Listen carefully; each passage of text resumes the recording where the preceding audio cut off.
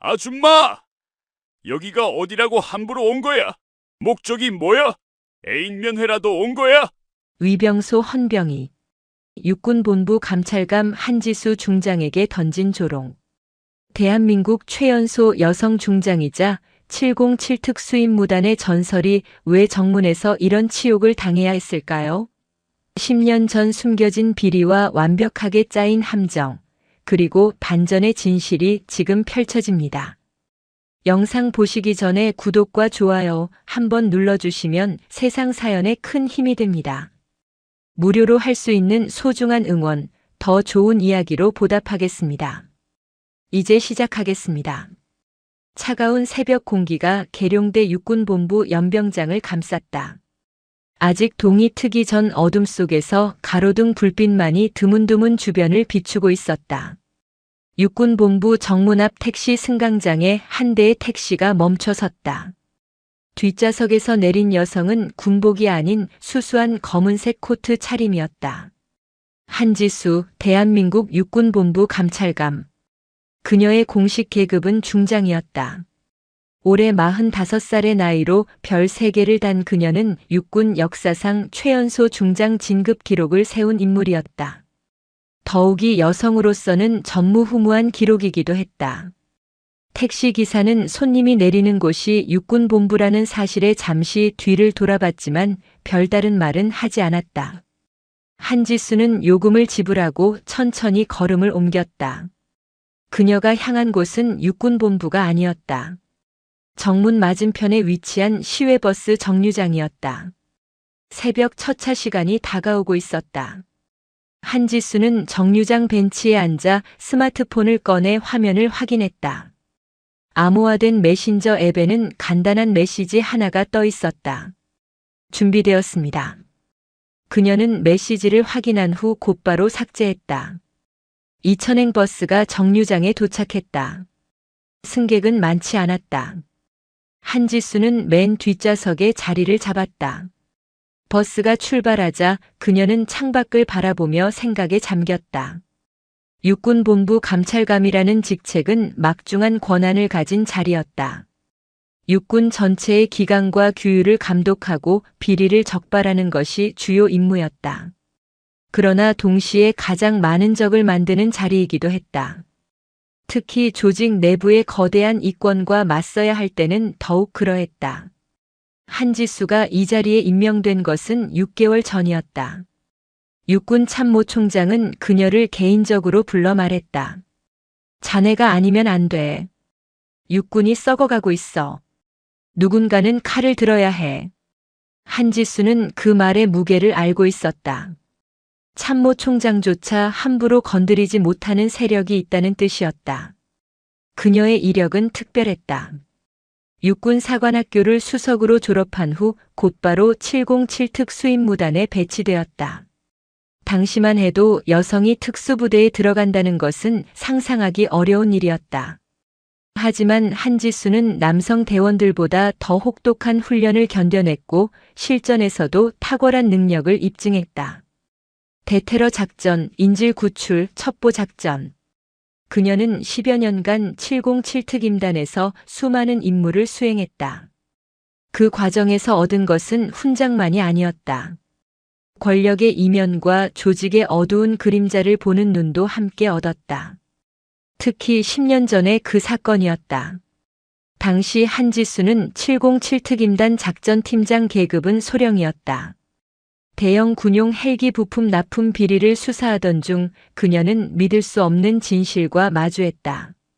비리의 규모는 상상을 초월했고 연루된 인물들은 육군 고위층까지 닿아 있었다.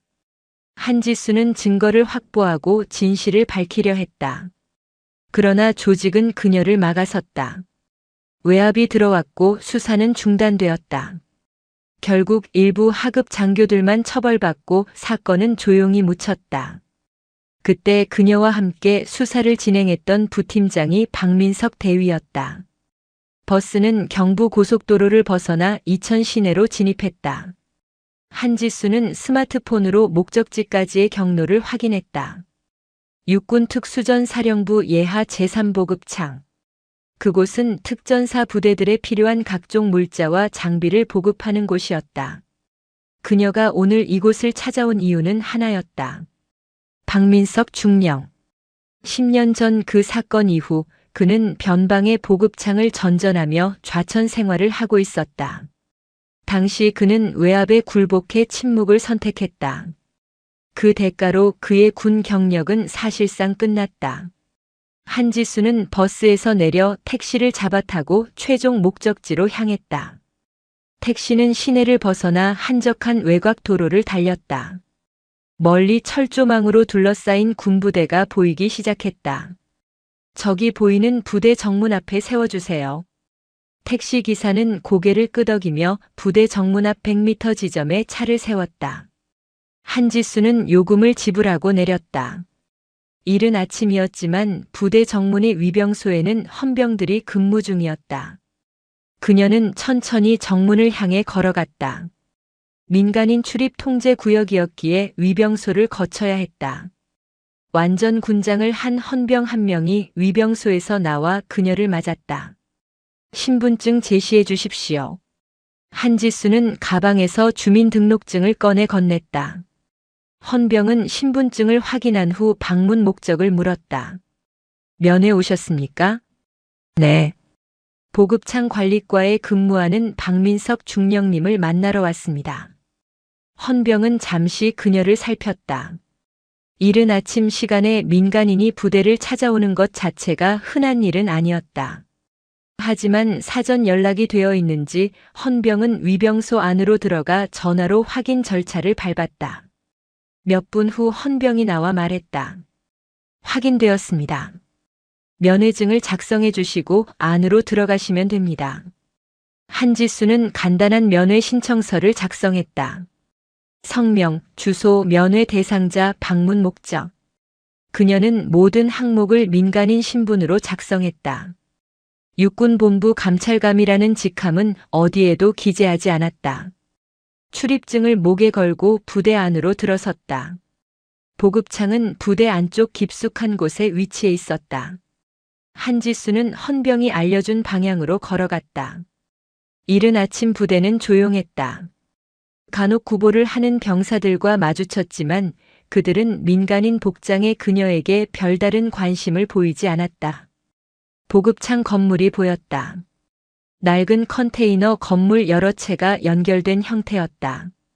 그중 하나에 관리과라는 팻말이 붙어 있었다. 한지수는 컨테이너 계단을 올라 문을 두드렸다. 들어오세요. 안에서 남성의 목소리가 들렸다. 한지수는 문을 열고 안으로 들어갔다. 좁은 사무실 안에는 낡은 책상과 서류 캐비닛, 그리고 한 명의 중령이 앉아 있었다. 박민석이었다. 10년이라는 시간은 그를 많이 변화시켜 놓았다. 한때 날카롭던 눈빛은 탁해져 있었고 어깨는 축 처져 있었다. 그는 한지수를 보자 놀란 표정을 지었다. 하지만 곧 그 표정은 복잡한 감정으로 바뀌었다. 감찰감님, 중령이라고 부르게. 오늘은 공식 방문이 아니야. 한지수는 박민석 맞은편 의자에 앉았다. 두 사람 사이에는 무거운 침묵이 흘렀다. 박민석은 먼저 입을 열지 않았다. 한지수가 먼저 말했다. 놈들이 다시 움직이기 시작했어. 박민석의 얼굴이 굳어졌다. 그는 한지수가 무슨 말을 하는지 단번에 알아챘다. 10년 전 우리가 놓쳤던 그 거대한 괴물. 이제는 육군 전체를 집어삼키려 하고 있어. 한지수의 목소리는 낮았지만 단호했다. 박민석은 잠시 망설이다가 원망이 섞인 목소리로 대답했다. 이제 와서 제게 무엇을 더 원하십니까? 저는 이미 죽은 군인입니다. 내가 숨겼던 그 마지막 열쇠가 필요해. 박민석의 눈이 흔들렸다. 한지수는 그 눈빛을 놓치지 않았다. 10년 전 수사가 중단되던 그날 밤 박민석은 한지수에게 말했었다. 만약을 위해 하나는 남겨두었습니다. 언젠가 필요한 날이 올 겁니다. 그리고 그날이 바로 오늘이었다. 시간이 없어. 지금 이 순간에도 불량 방탄복과 부실한 야전 장비들이 전방 부대로 납품되고 있어. 우리 장병들이 위험에 노출되고 있다고. 한지수의 말에 박민석의 주먹이 떨렸다. 그는 10년간 이곳 보급창에서 일하며 그 실체를 계속 목격해왔다. 검수도 제대로 되지 않은 장비들이 납품되고 서류는 조작되었다. 그는 알면서도 침묵했다. 한 번 외압에 굴복한 자신에게는 더 이상 싸울 용기가 없었기 때문이었다. 저를 믿고 따라주는 사람들이 있어. 이번에는 제대로 끝낼 수 있어. 하지만 내가 가진 그 증거가 없으면 시작조차 할 수 없어. 박민석은 한동안 아무 말도 하지 못했다. 그의 머릿속에는 10년 전의 기억들이 스쳐 지나갔다. 진실을 밝히려다 좌절했던 그날들. 동료들이 하나둘 밀려나고 자신도 결국 침묵을 선택했던 순간들. 그들이 가만히 있지 않을 겁니다. 알아. 하지만 이번에는 내가 감찰감이야. 예전과는 다르지. 한지수의 눈빛에는 흔들림이 없었다. 박민석은 그 눈빛을 보며 천천히 고개를 끄덕였다. 그는 자리에서 일어나 서류 캐비닛으로 다가갔다. 가장 아래 서랍을 열고 손을 뻗어 안쪽 깊숙한 곳을 더듬었다. 테이프로 붙여진 작은 USB 메모리가 그의 손에 쥐어졌다. 박민석은 USB 메모리를 꺼내 책상 위에 조심스럽게 놓았다. 작은 검은색 메모리 칩이었다. 겉보기에는 평범해 보였지만 그 안에 담긴 내용은 육군 고위층을 뒤흔들 수 있는 폭탄과도 같았다. 10년입니다. 10년 동안 이걸 숨기고 살았습니다. 박민석의 목소리에는 오랜 세월의 무게가 실려 있었다.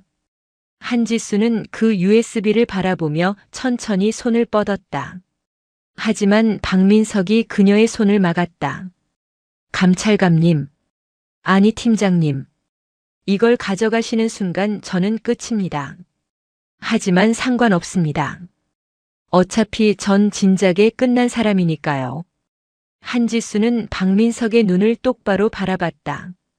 그 눈에는 체념과 동시에 마지막 남은 자존심이 보였다. 중령. 자네는 끝나지 않았어. 10년 전 우리가 무너진 건 힘이 없어서가 아니었어. 때가 아니었던 거야.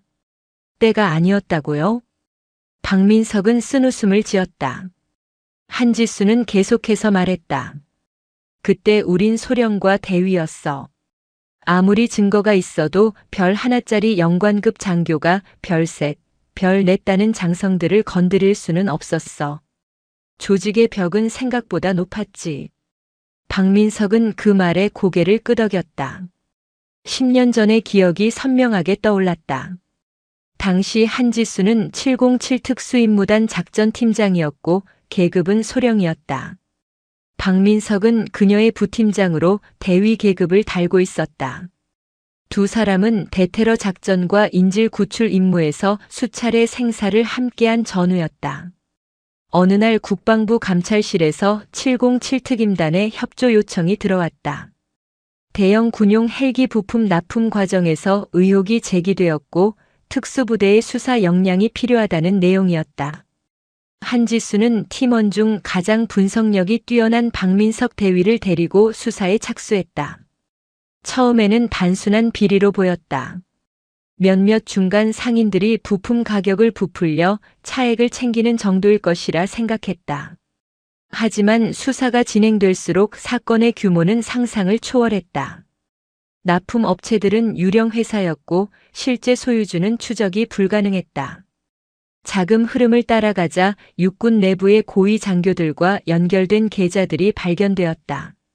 심지어 일부 장성급 인사의 친인척 명의 계좌로도 거액이 입금되어 있었다. 박민석은 그때를 떠올렸다. 밤낮 없이 자료를 분석하던 날들. 증거를 확보할 때마다 느꼈던 전율과 동시에 밀려오는 두려움. 상대는 별 셋 넷을 단 장성들이었다. 자신들은 고작 소령과 대위에 불과했다. 그때 우린 너무 순진했습니다. 증거만 확보하면 정의가 이길 거라고 믿었죠. 박민석의 말에 한지수는 조용히 고개를 끄덕였다. 그녀 역시 그 순진함을 기억하고 있었다. 증거를 모으면 모을수록 오히려 우리를 압박하는 힘은 강해졌어. 감찰실장이 직접 날 불러서 말하더군. 이 정도면 충분하니 마무리하라고. 한지수의 목소리에는 당시의 분노가 여전히 남아 있었다. 하지만 팀장님은 멈추지 않으셨습니다. 더 깊이 파고들었죠. 그래서 결국 우리 둘 다 날아갔잖아. 한지수의 말에 박민석은 씁쓸한 표정을 지었다. 그날 밤이 생생했다. 수사 중단 명령이 떨어진 날이었다. 한지수 소령은 박민석 대위를 불러 마지막 지시를 내렸다. 모든 증거 자료를 두 벌로 만들 것. 한 벌은 공식적으로 제출하고 나머지 한 벌은 안전한 곳에 숨겨둘 것.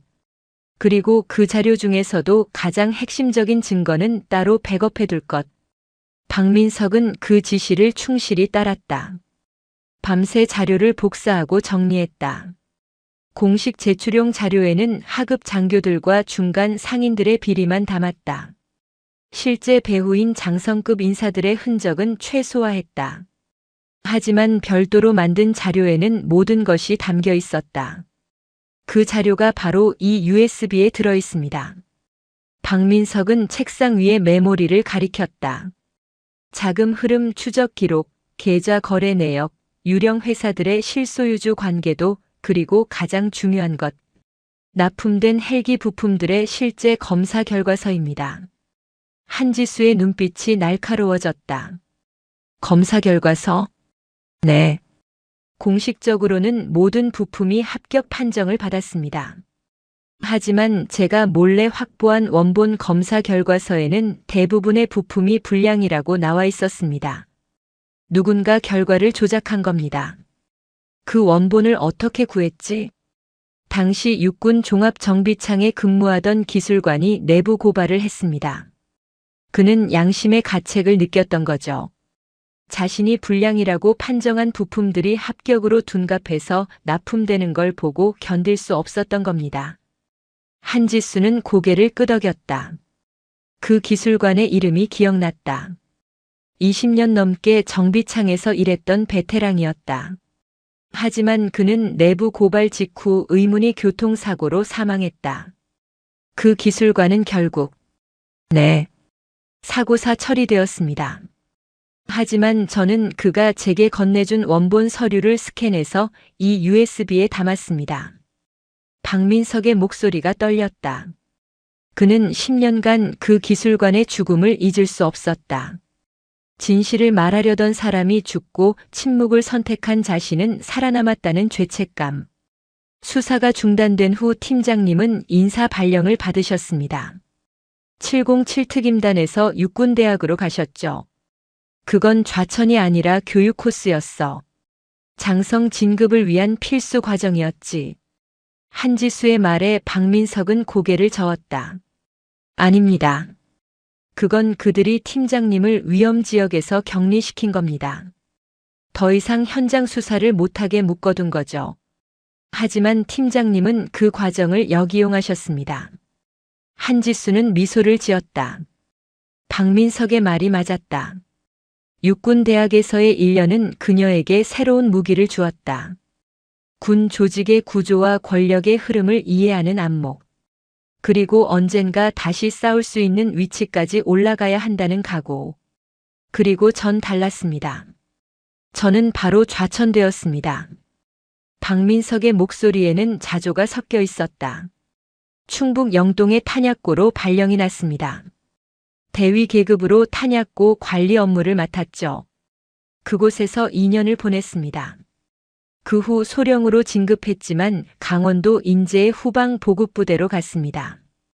또 3년을 보냈죠. 한지수는 그의 말을 들으며 미안함을 느꼈다. 자신은 교육 과정을 거쳐 다시 승승장구했지만 박민석은 10년간 변방을 떠돌았다. 중령 진급은 겨우 작년에 했습니다. 동기들은 진작에 대령이 되었거나 전역했는데 전 뒤늦게 중령 계급장을 달았습니다.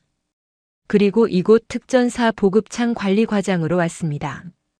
그래도 중령까지 진급한 건 자네 능력이야. 아닙니다. 이건 조직이 저를 완전히 내치지 않고 적당히 묶어두기 위한 겁니다.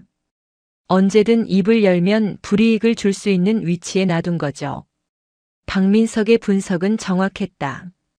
그는 위험 인물로 분류되어 있었지만 동시에 조용히 지내는 한 완전히 제거할 필요는 없는 존재였다. 하지만 중령. 자네는 그 10년 동안 침묵하지만은 않았어. 이 USB가 그 증거잖아. 한지수의 말에 박민석은 고개를 들었다. 10년 전 자료만 있는 게 아닙니다. 제가 여러 보급 부대를 거치며 추가로 확보한 자료들도 있습니다. 어떤 자료들? 불량 방탄복 납품 리스트, 부실한 야전 침낭과 전투와 납품 기록, 조작된 검수 서류들. 10년 전 그 사건 이후에도 비리는 계속되었습니다. 오히려 더 교묘해지고 조직화되었죠. 저는 그 모든 걸 기록했습니다. 한지수는 놀라움을 감추지 못했다. 박민석은 겉으로는 좌천된 무기력한 장교처럼 보였지만 내면에서는 10년간 증거를 모으고 있었던 것이다. 왜 혼자 참았어? 나한테 연락할 수도 있었잖아. 팀장님은 승승장구하고 계셨습니다. 중령, 대령을 거쳐 준장이 되셨죠. 그런 팀장님께 제가 접근하면 오히려 팀장님의 발목을 잡을까 두려웠습니다. 박민석의 말에는 진심이 담겨 있었다. 한지수는 그제야 이해했다. 박민석은 자신을 원망하지 않았다. 오히려 자신이 무사히 진급하기를 바라며 멀리서 지켜본 것이었다. 그리고 솔직히 말하면 두려웠습니다. 10년 전처럼 또다시 외압에 무너질까봐. 그래서 혼자 기록만 하고 있었습니다. 언젠가 때가 오기를 기다리면서. 그때가 지금이야. 한지수는 단호하게 말했다. 이번에는 내가 중장이야.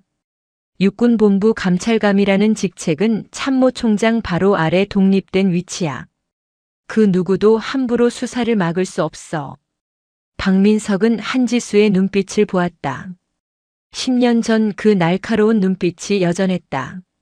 아니, 더 강해져 있었다. 하지만 감찰감님, 상대는 육군 참모차장입니다. 알아. 김만석 중장. 10년 전 그 사건의 핵심 인물이었지. 한지수의 목소리에는 냉기가 서려 있었다. 김만석.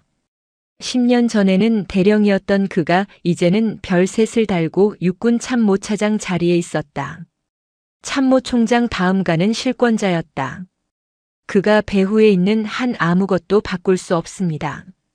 그래서 이 USB가 필요한 거야. 10년 전 증거와 그 이후의 기록들. 이걸로 완벽한 고리를 만들 수 있어. 한지수는 드디어 USB를 집어들었다. 작은 메모리가 그녀의 손안에서 무겁게 느껴졌다. 중령. 자네는 10년 동안 진짜 군인으로 살아온 거야. 침묵했지만 포기하지 않았어. 이제 그 침묵을 깨트릴 때야. 박민석의 눈가에 물기가 맺혔다. 10년간 짓눌렸던 무게가 조금씩 가벼워지는 느낌이었다. 한지수가 USB를 주머니에 넣으려는 순간이었다. 컨테이너 사무실 문이 거칠게 열렸다. 경첩이 삐걱거리는 소리와 함께 한 명의 대령이 들어섰다. 보급창장 서준혁 대령이었다. 그는 50대 중반으로 보이는 체격 좋은 남성이었다. 하지만 그의 얼굴에는 군인보다는 사업가 같은 기질이 배어 있었다. 서준혁은 사무실 안을 둘러보며 비열한 미소를 지었다. 이런. 육군본부 감찰감께서 이런 누추한 곳에 오시다니 영광입니다. 한지수는 자리에서 일어나지 않았다. 그녀는 서준혁을 차갑게 바라보며 입을 열었다. 보급창장. 면회 절차를 밟고 정식으로 들어온 민간인에게 할 태도는 아닌 것 같은데요. 민간인이라고요? 서준혁은 비웃듯 말했다. 한지수 중장님. 사복을 입고 민간인 신분증을 제시했다고 해서 정체가 숨겨지는 건 아닙니다. 한지수의 눈빛이 날카로워졌다. 서준혁은 그녀의 방문을 이미 알고 있었다. 아니, 애초부터 기다리고 있었던 것이다. 위병소 헌병이 신분증을 스캔하는 순간 보안팀에 알림이 갔습니다. 한지수라는 이름이 떴을 때 저는 바로 알았죠. 감찰감님이 박민석 중령을 만나러 오신 거라고. 박민석의 얼굴이 창백해졌다. 서준혁은 그를 힐끗 보며 말을 이었다. 박중령, 자네는 정말 운이 없는 사람이야. 10년 전에도 잘못된 편을 들었고 오늘도 똑같은 실수를 반복하는군. 서대령, 지금 무슨 짓을 하려는 겁니까? 한지수가 차가운 목소리로 물었다. 서준혁은 주머니에서 무전기를 꺼내 버튼을 눌렀다. 지금 들어와. 무전기 너머에서 짧은 응답이 들렸다. 그리고 곧바로 밖에서 군화 소리가 들려왔다. 여러 명의 발소리였다. 한지수는 창문 너머로 밖을 봤다. 완전 무장한 특전사 병력이 컨테이너를 포위하고 있었다. 검은색 베레모를 쓴 특전사 5분 대기조였다. 그들은 K2 소총을 들고 전투 태세를 갖추고 있었다. 최소 20명은 되어 보였다. 한지수는 침착하게 상황을 파악했다. 5분 대기조는 특전사 부대에서 긴급 상황 발생 시 즉각 출동하는 전투 병력이었다. 이들이 동원되었다는 것은 이미 상부의 승인이 있었다는 뜻이었다. 서대령, 부대 병력을 사적으로 동원하는 건 중범죄입니다. 사적으로요? 아닙니다, 감찰감님. 이건 정당한 공무 집행입니다. 서준혁의 말이 끝나자 컨테이너 밖에서 또 다른 인물들이 나타났다. 이번에는 군복이 아닌 정장 차림의 남성들이었다. 그들의 가슴에는 신분증이 달려 있었다. 안보지원사령부 요원들이었다. 한지수의 표정이 굳어졌다. 안보지원사령부는 군 내부의 방첩과 보안을 담당하는 조직이었다. 과거 기무사령부를 개편한 기관으로 막강한 권한을 가지고 있었다. 안보사 요원 중 리더로 보이는 남성이 컨테이너 안으로 들어왔다. 그는 40대 초반으로 보이는 냉철한 인상의 인물이었다. 그의 신분증에는 수사관 최진수라는 이름이 적혀 있었다. 한지수 중장님, 안보지원사령부 수사관 최진수입니다. 최진수는 정중하게 인사했지만 그의 눈빛에는 경계심이 가득했다. 그는 서류 가방에서 한 장의 문서를 꺼내 한지수에게 내밀었다. 긴급 체포영장입니다. 확인하시기 바랍니다. 한지수는 서류를 받아들었다. 영장에는 그녀의 이름과 계급이 명시되어 있었다. 발부 기관은 서울중앙지방법원. 영장 발부 시각은 오늘 새벽 5시. 그녀가 계룡대를 출발하기 1시간 전이었다. 혐의는 군사기밀 누설, 적성 국가와의 내통, 그리고 반역 음모입니다. 최진수의 말에 한지수는 영장을 다시 한번 자세히 읽었다. 영장에 기재된 혐의 내용은 충격적이었다. 합동참모본부에서 관리하는 최고 기밀작전 계획 문서가 외부로 유출되었고 한지수가 그 문서를 박민석에게 전달했다는 것이었다. 말도 안 되는 조작입니다. 한지수는 차갑게 말했다. 하지만 최진수는 고개를 저었다. 증거가 있습니다. 박민석 중령의 사무실을 압수수색한 결과 해당 문서가 발견되었습니다. 뭐라고요? 박민석이 벌떡 일어섰다. 그의 얼굴에는 당혹감이 역력했다. 제 사무실에서 무슨 문서가 나왔다는 겁니까? 저는 그런 거 받은 적 없습니다. 하지만 당신 캐비닛에서 나왔습니다. 최진수는 또 다른 서류를 꺼냈다. 압수수색 조서였다. 거기에는 박민석의 사무실 캐비닛 하단에서 극비 문서 봉투가 발견되었다고 기록되어 있었다. 압수 시각은 오늘 새벽 4시. 한지수가 이곳에 도착하기 훨씬 전이었다. 이건 조작입니다. 한지수는 단호하게 말했다. 제가 합참의 작전 계획을 빼돌릴 이유가 없습니다. 저는 감찰감이지 작전부서 소속도 아닙니다. 하지만 감찰감이라는 직책은 육군 전반의 정보에 접근할 수 있는 권한이 있습니다. 서준혁이 비웃으며 끼어들었다. 더구나 한 중장님은 과거 707 특수임무단 출신 아닙니까? 기밀 문서를 다루는 방법을 누구보다 잘 아시겠죠. 한지수는 서준혁을 노려봤다. 모든 것이 계획된 함정이었다. 그들은 한지수가 박민석을 만나러 올 것을 알고 있었고 미리 증거를 조작해 놓았다. 박민석 중령의 사무실은 어제 저녁까지 비어 있었습니다. 박민석이 다급하게 말했다. 저는 어제 휴가를 받아 집에 갔다가 오늘 새벽에 복귀했습니다. 그 사이에 누군가 제 사무실에 침입해서 문서를 심어 놓은 겁니다. 휴가 기록을 확인하면 되겠군요. 최진수는 냉정하게 말했다. 하지만 그건 나중 문제입니다. 지금은 영장에 따라 한지수 중장을 체포해야 합니다. 한지수는 선택의 여지가 없었다. 영장은 법적으로 유효했고 안보사 요원들은 정당한 권한을 행사하고 있었다.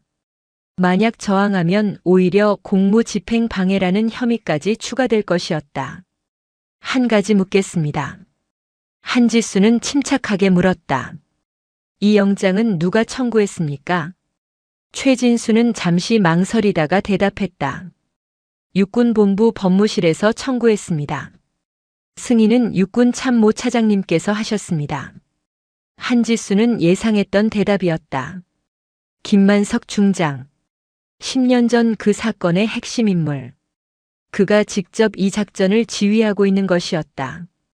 참모 차장이 감찰감을 체포하는 영장을 승인한다는 게 말이 됩니까? 감찰감은 참모총장 직속 독립부서입니다. 긴급 상황에서는 가능합니다. 국가 안보에 위협이 되는 기밀 누설 사건이니까요. 최진수의 말은 법적으로는 맞았다. 하지만 한지수는 이것이 법이 아니라 권력의 게임이라는 것을 알고 있었다. 감찰감님. 박민석이 떨리는 목소리로 말했다. 제발 저 때문에 이러시면 안 됩니다. 제가 모든 걸 뒤집어 쓰겠습니다. 중령. 입 닥쳐. 한지수는 날카롭게 말했다.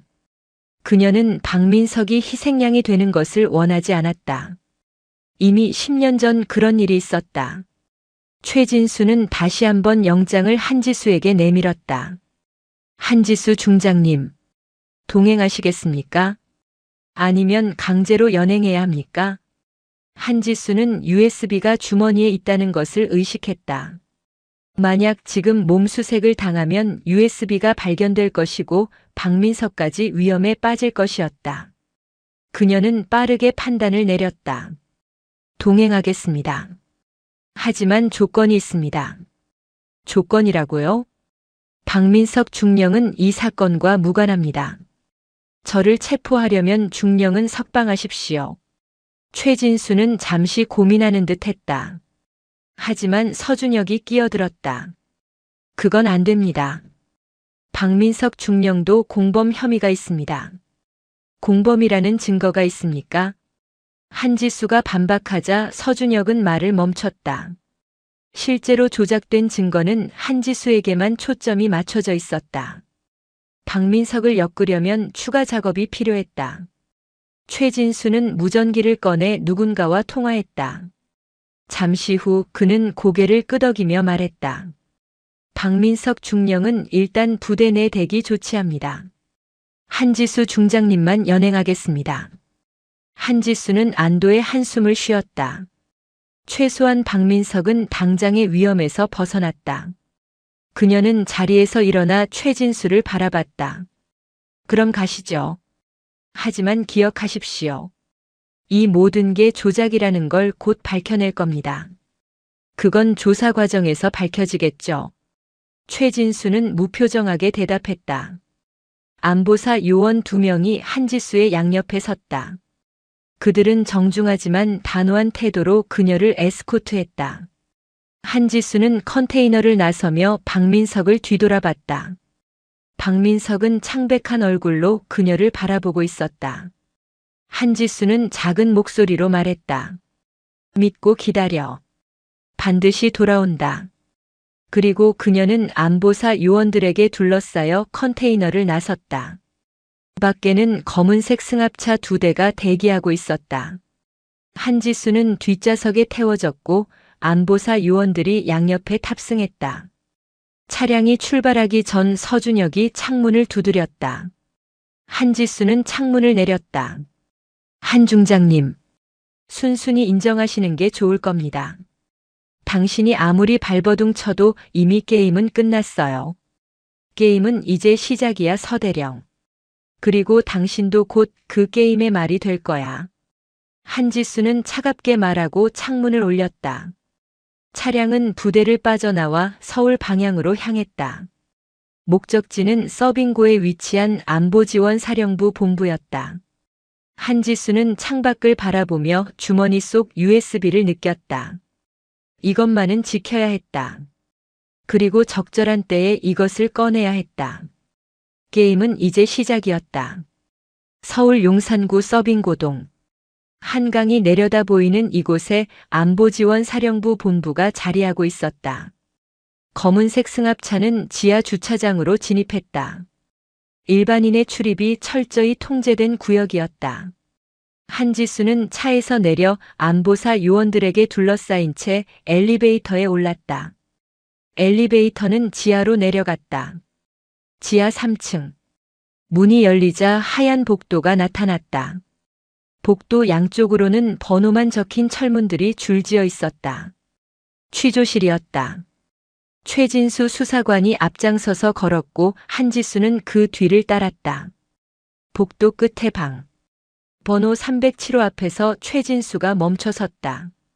들어가시죠. 철문이 열렸다. 안은 창문 하나 없는 백색의 공간이었다. 사방의 벽은 흰색 페인트로 칠해져 있었고 천장에는 밝은 형광등이 달려 있었다. 방 중앙에는 철제 테이블과 의자 2개가 놓여 있었다. 한지수는 안으로 들어가 의자에 앉았다. 최진수와 다른 수사관 1명이 맞은편에 앉았다. 그들은 노트북과 서류 파일을 테이블 위에 펼쳤다. 한지수 중장님, 지금부터 조사를 시작하겠습니다. 진술을 거부하실 권리가 있지만 성실히 답변하시는 것이 유리할 것입니다. 최진수의 말은 형식적이었다. 한지수는 팔짱을 끼고 그들을 바라봤다. 조작된 혐의로 끌려온 사람에게 할 말은 아닌 것 같은데요. 조작이라는 증거가 있습니까? 제가 증거를 제시해야 합니까? 무죄 추정의 원칙은 어디 갔습니까? 한지수의 반박에 최진수는 미소를 지었다. 냉소적인 미소였다. 중장님, 여기는 법정이 아닙니다. 안보사 취조실입니다. 군사기밀 누설과 반역 혐의는 일반 형사 사건과는 차원이 다릅니다. 최진수는 노트북 화면을 돌려 한지수에게 보여주었다. 화면에는 합참 작전 계획 문서의 표지가 보였다. 극비 도장이 선명했다. 이 문서가 박민석 중령의 사무실에서 발견되었습니다. 그리고 이 문서의 마지막 열람 기록을 확인한 결과 중장님의 계정으로 접속한 흔적이 있습니다. 한지수는 화면을 자세히 봤다. 접속 기록에는 그녀의 이름과 군번이 찍혀 있었다. 접속 시각은 일주일 전 오후 3시였다. 일주일 전 그 시각 저는 계룡대에서 참모총장님과 면담 중이었습니다. 면담 기록을 확인하면 됩니다. 확인했습니다. 면담이 끝난 시각은 오후 2시 30분이었습니다. 충분히 30분 안에 문서에 접속할 수 있었죠. 최진수의 말에는 빈틈이 없었다. 한지수는 이것이 얼마나 치밀하게 계획된 조작인지 깨달았다. 그들은 그녀의 일정까지 파악하고 있었다. 제가 왜 그 문서를 박민석 중령에게 전달해야 합니까? 동기가 뭡니까? 그건 저희도 궁금합니다.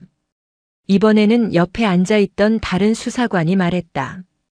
그는 50대 후반으로 보이는 베테랑 수사관이었다. 그의 명찰에는 부장 유재석이라고 적혀 있었다. 중장님, 10년 전 일을 기억하십니까? 707특임단 소령 시절 군납 비리 수사를 하셨죠. 기억합니다. 그때 수사는 중단되었습니다. 그리고 중장님은 이후 순탄하게 진급하셨죠. 중령, 대령, 준장을 거쳐 이제 중장까지. 유재석의 말투에는 비아냥이 섞여 있었다. 반면 박민석 중령은 10년간 좌천 생활을 했습니다. 혹시 죄책감을 느끼셨습니까? 한지수는 그가 무슨 말을 하려는지 알아챘다. 그들은 한지수가 죄책감 때문에 박민석을 돕다가 기밀을 넘겼다는 스토리를 만들려는 것이었다. 제가 죄책감을 느낄 이유가 없습니다. 저는 당시 수사를 끝까지 하려 했고 중단 명령을 따른 것뿐입니다. 하지만 중장님만 살아남으셨죠. 말 조심하십시오, 유 부장. 한지수의 목소리가 차갑게 변했다. 유재석은 비웃으며 서류를 넘겼다. 아니면 다른 이유가 있습니까? 예를 들어 개인적인 관계라든지. 무슨 소리입니까? 박민석 중령과 10년간 연락을 주고받았다는 증거가 있습니다. 유재석은 통화 기록 출력물을 내밀었다. 한지수의 개인 휴대전화와 박민석의 전화 사이에 통화가 있었다. 최근 6개월 동안 총 5차례. 한지수는 기억을 떠올렸다. 실제로 박민석과 통화한 적이 있었다.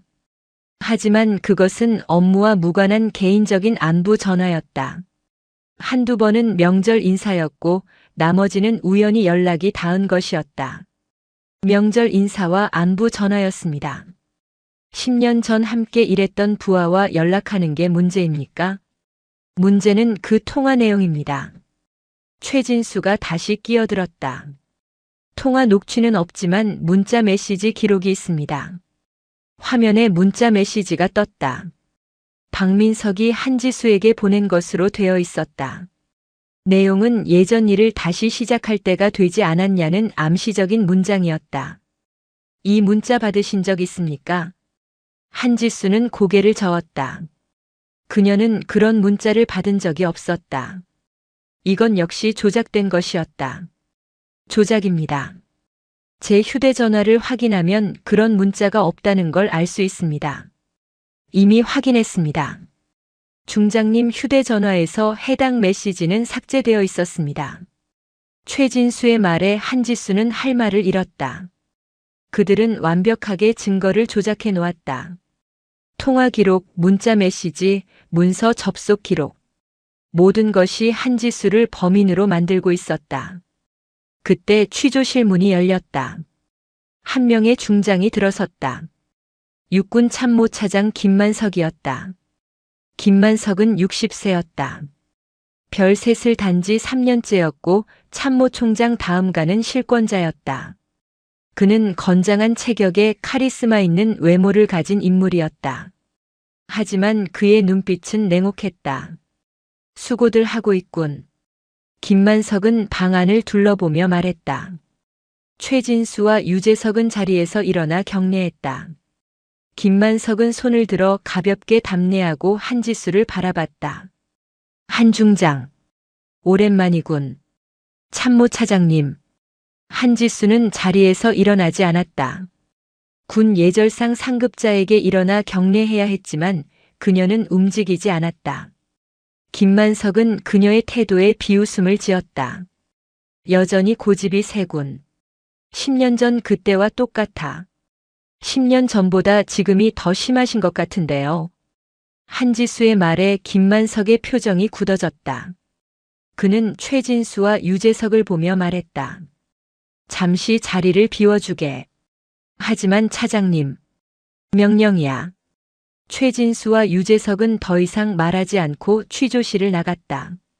문이 닫히자 방 안에는 한지수와 김만석만 남았다. 김만석은 한지수 맞은편에 앉았다. 그는 팔짱을 끼고 그녀를 오랫동안 바라봤다. 침묵이 흘렀다. 한 중장. 자네는 똑똑한 사람이야. 지금 상황이 어떤지 알겠지. 완벽하게 짜인 함정이라는 것 정도는 알겠습니다. 함정이라고 생각하나. 나는 그저 육군의 기강을 바로잡으려는 것뿐이야. 김만석의 말에 한지수는 비웃음을 터뜨렸다. 기강이라고요? 차장님이 지난 10년간 해온 일이 기강입니까? 말 조심해. 김만석의 목소리가 낮아졌다. 하지만 한지수는 물러서지 않았다. 10년 전 헬기 부품 납품 비리. 그때 차장님은 대령이었죠. 조달본부에 계셨고 납품 계약을 총괄하셨습니다. 수백억 원의 뇌물이 오갔고 그 돈이 차장님 친인척 계좌로 흘러갔습니다. 증거도 없는 소리는 하지 말게. 증거가 없어서 못 잡은 게 아니라 막힌 겁니다. 위에서 수사 중단 명령이 내려왔죠. 한지수의 말에 김만석은 미소를 지었다. 비열한 미소였다. 그래. 자네 말이 맞아. 증거가 있어도 힘이 없으면 소용없지. 10년 전 자네는 소령이었어. 고작 별 하나도 없는 영관급이 무슨 수로 조직을 바꾸겠나.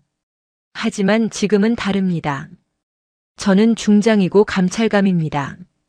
그래서 이렇게 된 거야. 김만석은 테이블을 손가락으로 두드렸다. 자네가 감찰감이 된 순간부터 나는 알았어. 언젠가는 부딪힐 거라고. 그래서 미리 준비한 거지. 그래서 이런 치졸한 함정을 만든 겁니까? 치졸하다고? 오히려 완벽하지. 자네는 이제 군사기밀 누설과 반역 혐의로 기소될 거야. 군사법원에서 유죄 판결을 받고 군에서 쫓겨날 거지. 김만석은 자신감에 차 있었다. 한지수는 그의 눈을 똑바로 바라보며 말했다. 제가 가만히 당할 것 같습니까? 당하든 말든 이미 늦었어. 자네 평판은 이미 바닥에 떨어졌어. 내일 아침이면 언론에 기사가 날 거야. 최연소 여성 중장 기밀 누설 혐의로 체포. 제목 괜찮지? 한지수는 주먹을 쥐었다. 김만석은 그녀의 반응을 즐기듯 계속 말했다. 그리고 한 가지 더. 자네가 여자라는 사실. 그것도 이용할 거야. 여성이 특혜로 진급했다는 소문이 돌게 만들 거지. 능력이 아니라 정치적 올바름 때문에 별을 달았다고. 비열하군요. 비열하다고? 이게 현실이야 한 중장. 조직에서 살아남으려면 수단을 가리면 안 돼. 김만석은 자리에서 일어났다. 그는 한지수를 내려다보며 마지막으로 말했다. 아직 늦지 않았어. 순순히 인정하고 명예 전역을 택해. 그러면 최소한 연금은 받을 수 있어. 군사 재판까지 가면 모든 걸 잃게 될 거야. 한지수는 천천히 일어났다. 그녀는 수갑이 채워지지 않은 상태였다. 그녀는 김만석과 눈을 맞추며 차갑게 말했다. 제 어깨의 별은 차장님이 만든 조작된 종이 조각이 아닙니다. 전장에서 피 흘리며 얻은 것입니다. 그 별이 지금 자네를 지켜주나? 아니요. 하지만 진실은 지켜줍니다.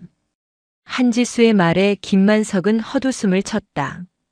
그는 더 이상 말하지 않고 취조실을 나갔다. 한지수는 다시 의자에 앉았다. 그녀는 주머니 속 USB를 만졌다. 아직 그들은 이것을 발견하지 못했다. 하지만 언제까지 숨길 수 있을지 알 수 없었다. 그때 한지수는 한 가지를 떠올렸다. 박민석이 말했던 것. 만약의 경우를 대비해 또 다른 사람에게도 자료를 맡겼다고. 그 사람이 누구인지는 말하지 않았지만 한지수는 희망을 버리지 않았다. 밖에서 누군가 움직이고 있을 것이었다. 그리고 그 누군가가 이 USB 속 진실을 세상에 알릴 것이었다. 취조실 문이 다시 열렸다. 최진수와 유재석이 돌아왔다. 그들은 한지수를 보며 차갑게 말했다. 한지수 중장. 내일 군사법원에 송치됩니다. 그때까지 이곳에 머물러야 합니다. 한지수는 대답하지 않았다. 그녀는 눈을 감고 깊은 숨을 쉬었다. 긴 밤이 시작되고 있었다. 한지수가 안보지원사령부 취조실에 갇힌 지 사흘째 되는 날이었다. 그녀는 좁은 독방에서 잠을 청했지만 제대로 잘 수 없었다. 형광등은 밤낮 없이 켜져 있었고 30분마다 감시 요원이 철창 너머로 확인했다. 그날 아침 취조실 문이 열렸다. 최진수 수사관이 들어왔다. 그의 표정은 어제와 달리 약간 당황스러워 보였다. 한지수 중장. 변호인 접견 요청이 들어왔습니다. 변호인이라고요? 한지수는 놀랐다. 그녀는 아직 변호사를 선임하지 않았다. 최진수는 서류를 내밀었다. 김인철 변호사라고 합니다. 민간 군사법 전문 변호사입니다. 한지수는 그 이름을 들은 적이 있었다. 김인철은 군 관련 사건을 전문으로 다루는 유능한 변호사였다. 하지만 그녀는 그에게 연락한 적이 없었다. 누가 선임했습니까? 그건 저도 모릅니다. 하지만 법적으로 변호인 접견을 거부할 수 없습니다. 한지수는 접견실로 안내되었다. 투명한 아크릴 칸막이가 설치된 좁은 공간이었다.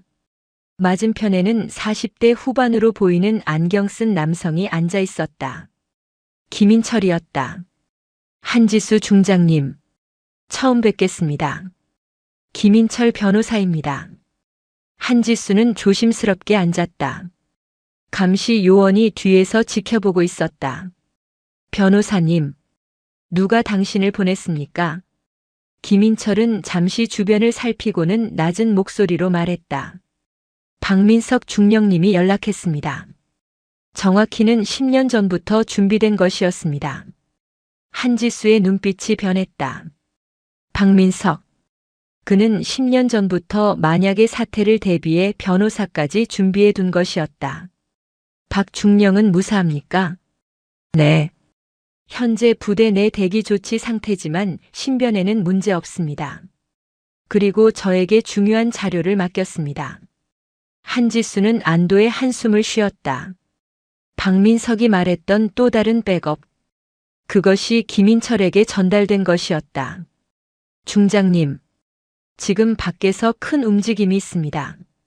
김인철은 서류 가방에서 신문을 꺼냈다. 일면에는 한지수의 체포 소식이 대서특필되어 있었다.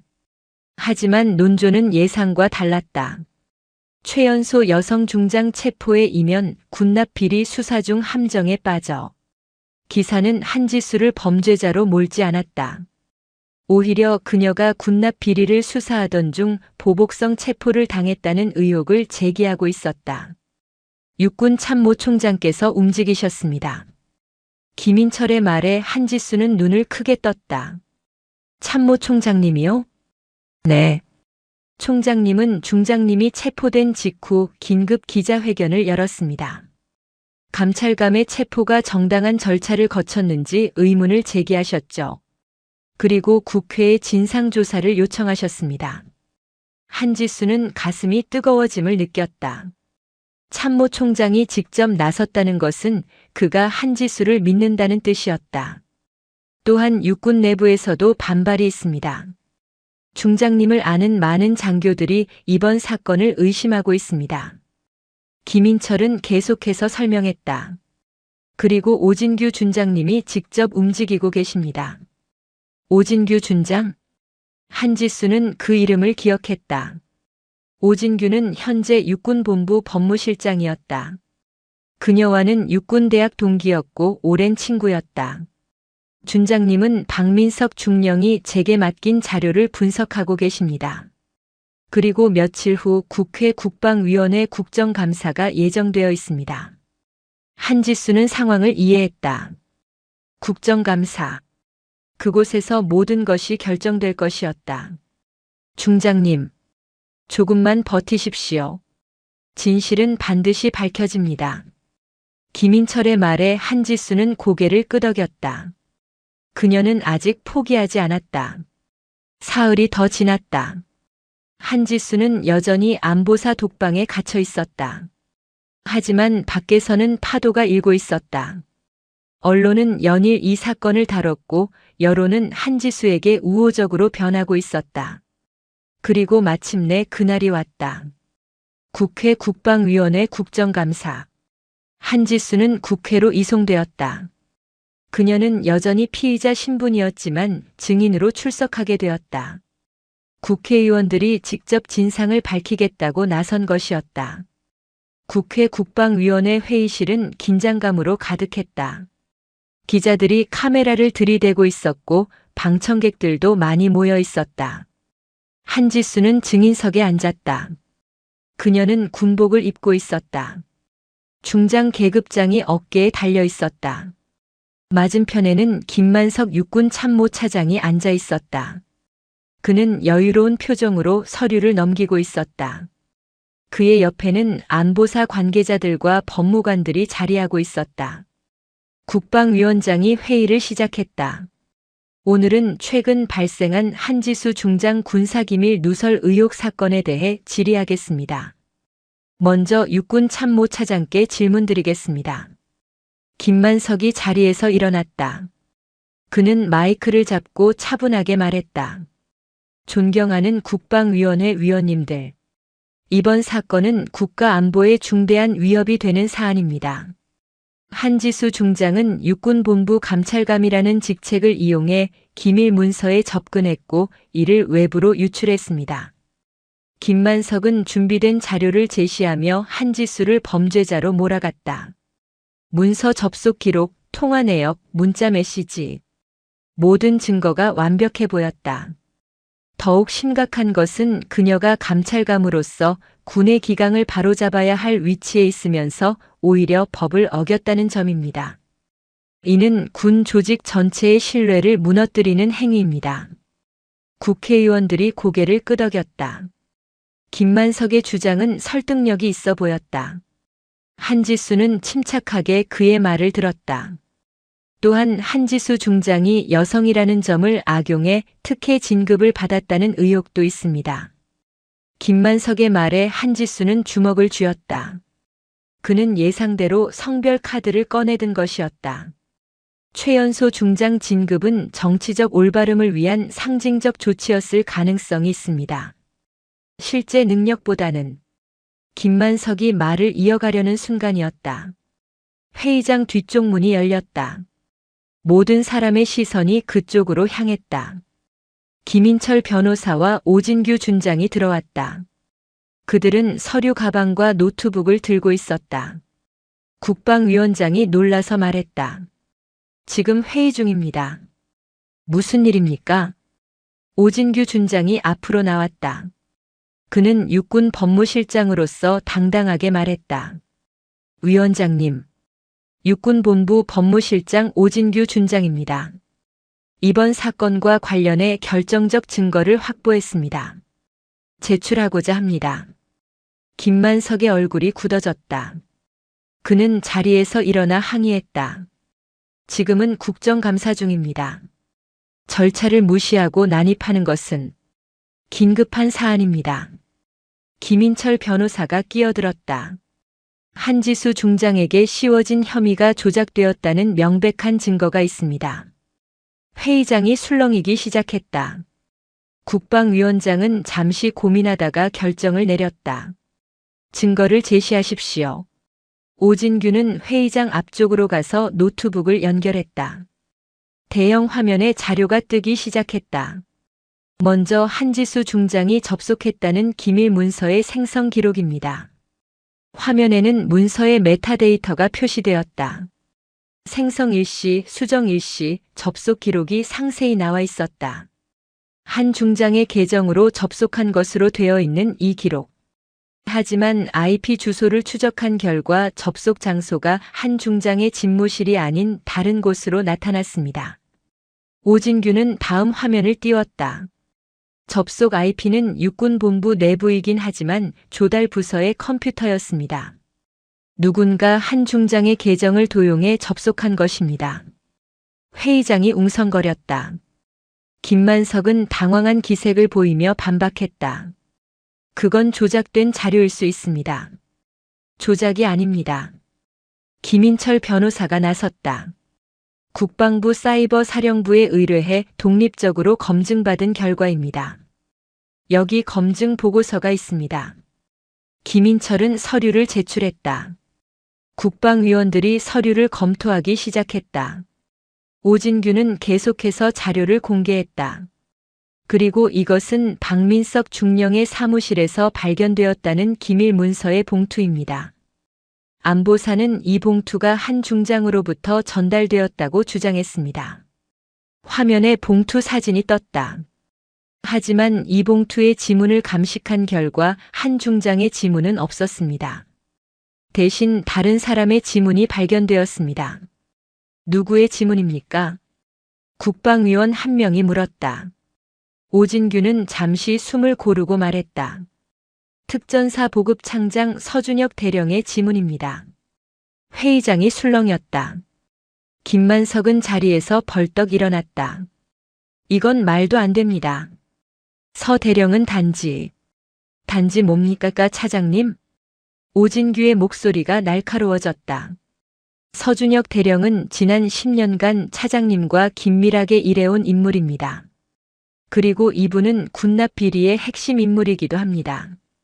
오진규는 다음 자료를 공개했다. 화면에는 복잡한 자금 흐름도가 나타났다.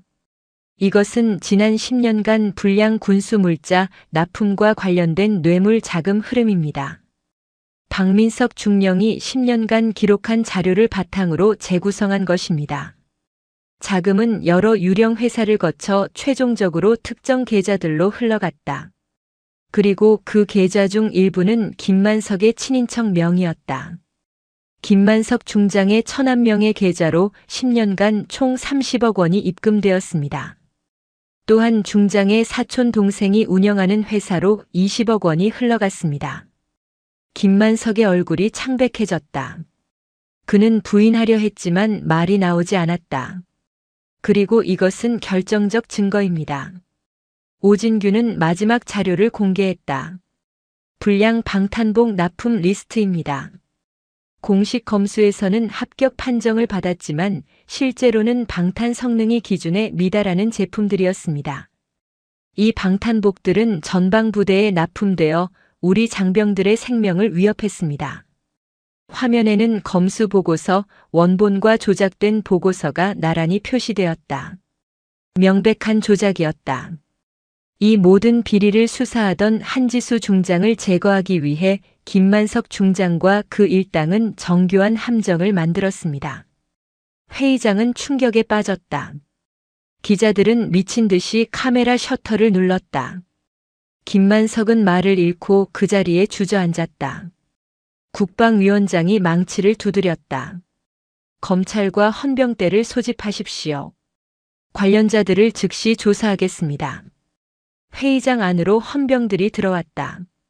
김만석은 체포되었고 함께 있던 안보사 관계자들도 연행되었다. 현장은 순식간에 아수라장이 되었다. 한지수는 증인석에서 일어났다. 모든 누명이 벗겨진 순간이었다. 오진규 중장이 그녀에게 다가와 격려했다. 중장님, 수고하셨습니다. 한지수는 격려로 답하며 미소를 지었다. 고마워 오준장. 자네가 아니었으면 이길 수 없었어. 아닙니다. 박민석 중령과 김인철 변호사의 공입니다. 사흘 후 한지수는 모든 혐의에서 벗어나 자유의 몸이 되었다. 육군본부는 그녀에게 복귀를 요청했다. 하지만 한지수는 다른 결정을 내렸다. 저녁이었다. 계룡대 육군본부 앞. 한지수는 마지막으로 군복을 입고 연병장을 걸었다. 노을이 지고 있었다. 그녀는 멀리서 다가오는 한 사람을 봤다. 박민석이었다. 중령. 감찰관님. 아니 이제 민간인이시니 한 선배님이라고 불러야겠네요. 박민석은 어색하게 웃었다. 한지수는 그의 어깨를 두드렸다. 전역하는 게 맞는 선택인가요? 박민석이 조심스럽게 물었다. 한지수는 고개를 끄덕였다. 이제야 진짜 군인이 된 것 같아. 조직이 아니라 정의를 위해 싸웠으니까. 선배님이 없으면 군이 많이 허전할 겁니다. 자네가 있잖아. 이제 자네가 남아서 군을 바꿔나가. 한지수의 말에 박민석은 고개를 숙였다. 두 사람은 노을 지는 연병장을 함께 걸었다. 긴 싸움은 끝났지만 새로운 시작이 기다리고 있었다. 오늘 이야기 어떠셨나요? 한지수 중장과 박민석 중령은 우리에게 중요한 교훈을 남겼습니다. 진실은 때로 늦게 오지만 결코 사라지지 않습니다.